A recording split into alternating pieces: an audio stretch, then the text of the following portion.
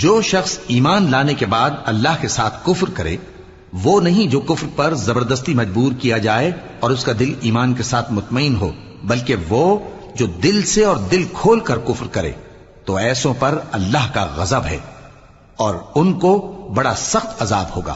یہ اس لیے کہ انہوں نے دنیا کی زندگی کو آخرت کے مقابلے میں عزیز تر رکھا، اور اس لیے کہ اللہ کافر لوگوں کو ہدایت نہیں دیتا۔